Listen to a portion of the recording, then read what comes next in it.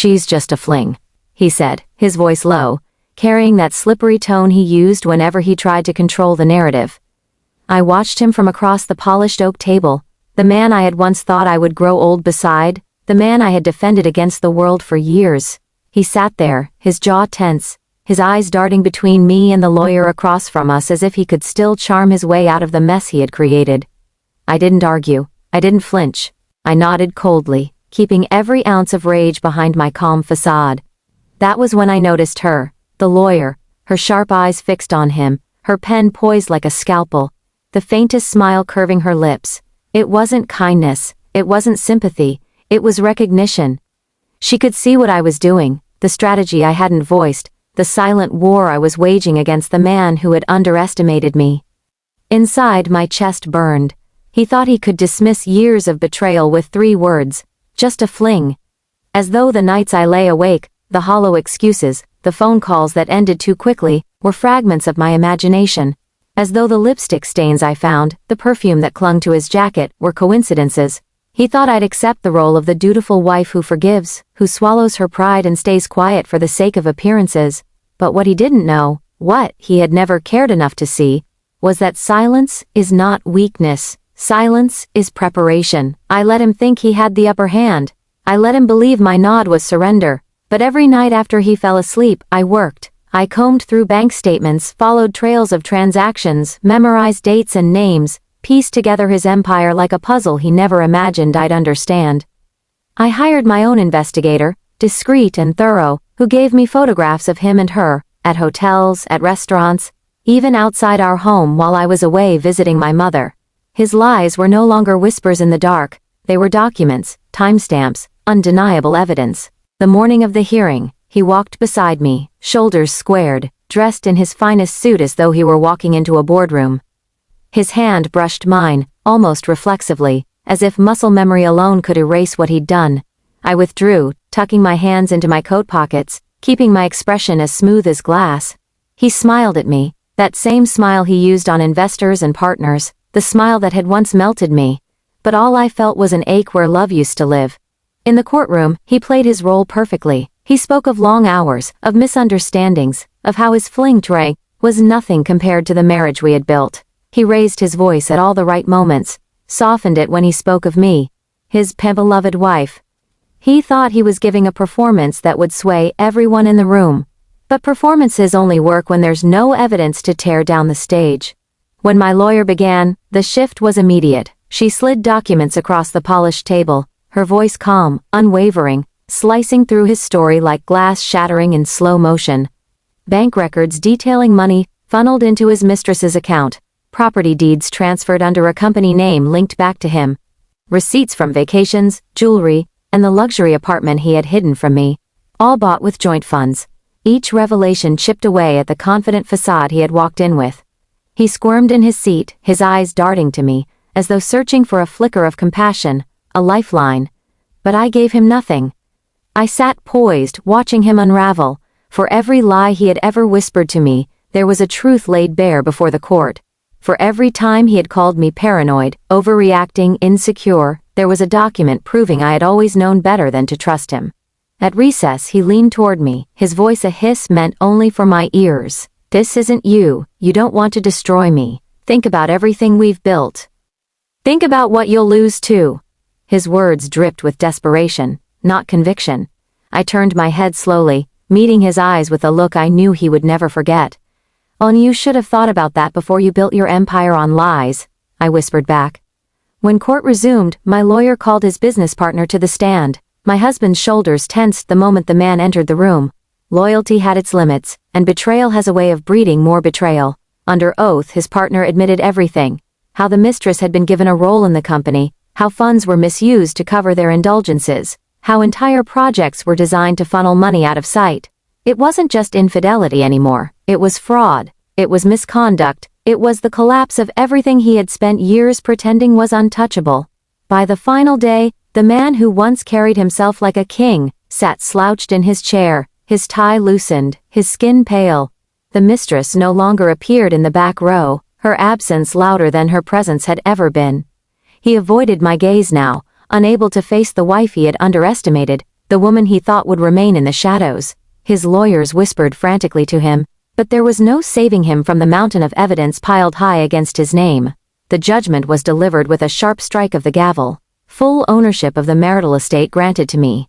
Custody rights placed firmly in my favor. His financial misdeeds recorded in the court's decision, staining his reputation beyond repair. With each word, I felt lighter, freer, as though invisible chains were breaking one by one. He tried to approach me afterward, his lips trembling with apologies, excuses, pleas I had no interest in hearing. I stood, collected my things and walked past him without a word. The air outside was crisp, filling my lungs with a freshness I hadn't felt in years.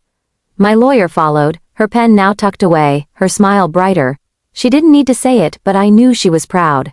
Not just of the victory but of the strength it had taken me to get here. She's just a fling, he had said, as though those words could diminish the pain he caused. But in the end, it wasn't the fling that destroyed him. It wasn't even the court. It was his arrogance, his belief that I was weak, his blindness to the quiet power I carried all along. And as I stepped out of the courthouse, leaving him behind in the wreckage of his own making, I realized the truth that would stay with me forever. I was never the victim in this story. I was the reckoning. She's just a fling, he said, his voice laced with a false calmness, the kind of tone he had perfected over the years when he wanted to shut down an argument before it even began. I stared at him, my face cold, unreadable, though inside my chest burned like wildfire. The words hung in the air, so casual, so dismissive, as if our years together, the home we had built, the countless sacrifices I had made, were nothing compared to his need to explain away his betrayal in 3 careless words. I didn't argue, I didn't even blink.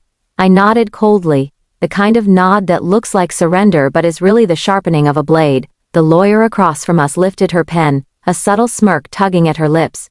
She was sharp, young, and far too perceptive for his liking. That tiny smile told me she saw through the performance he was giving, saw through the mask I wore, and maybe, just maybe, she understood that I wasn't here to forgive or forget. I was here to win. He leaned back in his chair, thinking he'd managed to silence me. He had always mistaken my silence for weakness, when in truth, silence was the only weapon he never learned to defend against. Because silence meant I was listening, cataloging and building the kind of case he'd never see coming. That night when he fell asleep beside me, I lay awake staring at the ceiling. His breathing was heavy, steady. Why, the breathing of a man who believed he had control. My body was rigid, my heart restless, memories flooded me. Our wedding vows, the long nights I worked overtime so he could chase his business dreams, the children we had planned but never had because he was always too busy, too focused on the empire he claimed he was building before us. Every sacrifice I made suddenly weighed heavier because it had been traded not for love, but for betrayal. I slipped out of bed and padded quietly into the study. The desk was cluttered with paperwork, receipts, and business files. He had always been careless, confident that I wouldn't understand his world. But I did.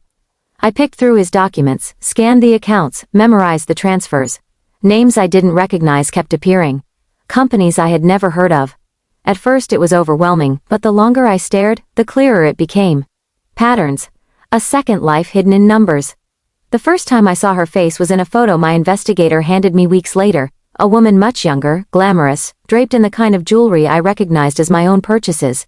I traced her wrist with my eyes. There it was. The diamond bracelet I bought him on his last birthday. It gleamed against her skin like a cruel reminder. My breath caught, my hands shaking as I stared at her smile. The way she clung to him in front of a hotel I had never been to. He wasn't ashamed, he wasn't hiding, he was flaunting her in another world where I didn't exist. Rage came in waves, hot and suffocating, but underneath it was something sharper, clarity. If he could live a double life so easily, then I could craft a double game just as well. He would think I was still the silent wife, the one who didn't question too much, the one who endured. He would think I was broken, and in that illusion, I would find my victory. Weeks turned into months as I gathered everything, every receipt, every email forwarded quietly to myself, every transfer noted, every photograph tucked into my files. My lawyer worked silently alongside me, discreetly and efficiently, preparing for the storm we would unleash. I told no one, not my mother, not my closest friend. Secrets are heavier when shared, and I needed mine to be sharp enough to cut him at the knees. The day of the first hearing, He walked into the courthouse with the confidence of a man untouchable. His suit was freshly pressed, his shoes shined to perfection, his smile rehearsed for the crowd. He thought this was just another performance, another room he could dominate with charm and lies.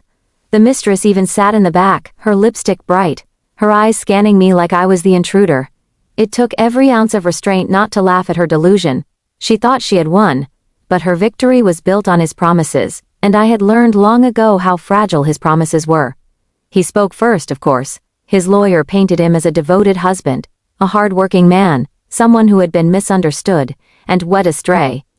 He spoke of his love for me, the years we had shared, the dreams he still claimed were ours. He dismissed the affair as a mistake, a fleeting distraction, a fling, just a fling. The words still made my blood boil, but I kept my face impassive. Let him dig his own grave. When it was my turn, the shift in the room was palpable. My lawyer's voice was steady, measured, cutting through his narrative with precision. One by one, the documents were laid out, bank records showing transfers to accounts tied to the mistress, credit card statements filled with luxury items never meant for me, hotel bookings, vacation packages, photographs. With every revelation, I watched his confidence falter, his smile twitch, his hands clench beneath the table. He tried to whisper to me during recess, his voice low and desperate. "This isn't you. You're not like this. You don't want to destroy me. Think about everything we've built." I turned my head, my voice colder than tea. "The marble walls around us. Well, you should have thought about that before you built it with lies." His mistress's smile faltered by the second hearing. She no longer met my gaze with smugness but with unease. She could see it now. He wasn't untouchable, and standing beside him meant she was going down with him. The climax of part 1 comes as the courtroom's atmosphere shifted in my favor. His business partner, a man who had stood by him for years, sat on the witness stand and began to unravel the rest of his empire. Misconduct, fraud, hidden accounts. Every secret my husband thought was safe spilled into the open. I didn't even need to look at him to know his world was caving in, and as I sat there calm and composed, I realized something profound. He had spent years believing I was powerless, that my silence was weakness, that my loyalty was blind. But what he never understood was that silence is the most dangerous weapon of all. Because silence watches, silence remembers, and silence, when it finally speaks, can bring down everything. As the gavel struck to end the session, the lawyer across from me lifted her pen once more, her smile sharper now,